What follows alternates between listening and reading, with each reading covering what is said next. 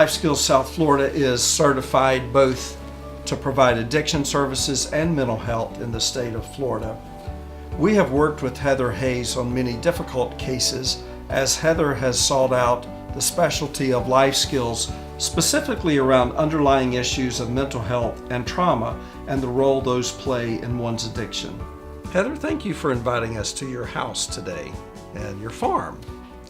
Found something interesting about you that I think a lot of the people who work with you nationally, they may not know in detail, your passion for horses. This is my haven, my farm. I grew up with horses. I rode competitively as a kid. And I believe that that's part of what helped me to get sober at 21 years old. I had some incredible trainers along the way that were really inspirational to me. And I think that there are a lot of things that come to play why someone's able to get sober or get sober young. And I think that the horses and the people around the horse world with me had a big part of that. I had the privilege of hearing you in Delray Beach about a year ago at a national talk you did, Delray Beach Sud Talk. The title was A Nation Held Hostage. Something else people may not know is that in addition to all of your certifications, you're also a certified hostage negotiator. I am, International Certified Hostage Negotiator. And that talk was really monumental for me because it gave me the ability to talk about all of the parallels between everything that we do working with terrorist situations and taking a look at how our nation is truly held hostage by addiction. In the negotiation worlds, we want to save lives. We want people to get out of dangerous, difficult, traumatic situations, and we want them to get out safely, and we don't want any losses. And I think that that is something that we need to translate over to the addiction world, is that there should be zero acceptable losses. We know a lot today about treating addiction. We know who's at risk. And I think we all need to stand back and say that we have no room for people dying from this disease, that everybody can recover. In 2001, I met the head of our hostage negotiation team here in my county, and he asked me if I wanted to help out. The new trend was to have mental health providers come on as sort of psychological profilers, and that's what I did. And as I studied, I went to an FBI certification school. I got trained by some of NYPD's finest. And as I sat and learned about terrorism and hostages and the principles behind it, I couldn't stop thinking about what we do in our world and how with addiction, we know that our brains are taken hostage, that people are taken hostage, that families are taken hostage, that everybody's affected. Our first responders, our places of worship, our hospitals, our doctors. You know, when you have a terrorist attack, it changes everything. And there were so many parallels for me about how we've all been taken hostage.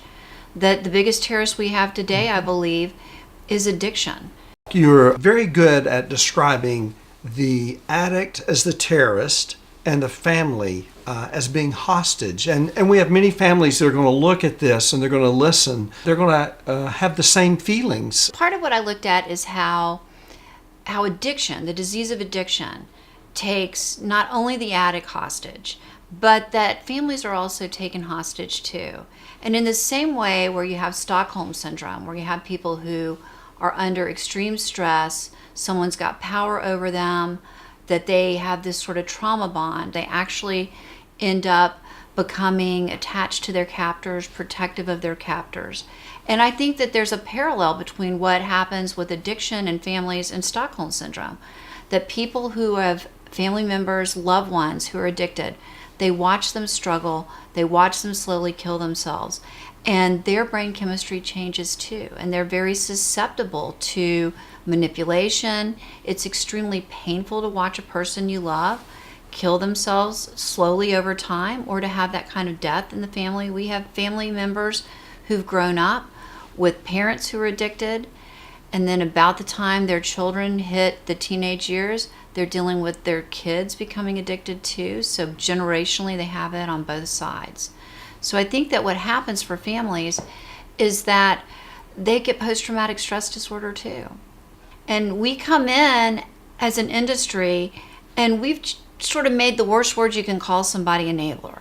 We've come in and we've pathologized people, particularly moms. And you really gave us another picture of what it is for a family system to deal with enabling, because I think families sometimes need hope, and they need to realize that, these are natural things we're going through.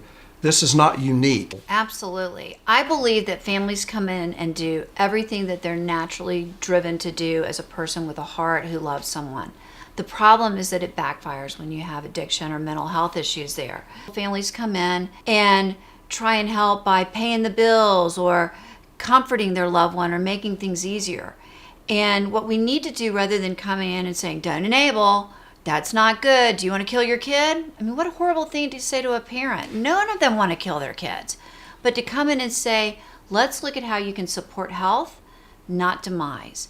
And that some of the things that you're doing from love, from a good place, just aren't working. The art of doing an intervention is actually more difficult than hostage negotiation situations you've been a part of.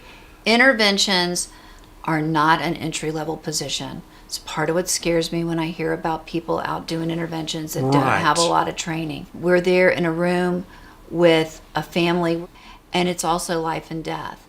It can be more difficult than a hostage situation in that it's more complex. There's more denial. In a hostage situation, a person's got a goal, they've got a motive, they've got behaviors. We try and do our best to understand what those behaviors are. Often people want an out or they want something.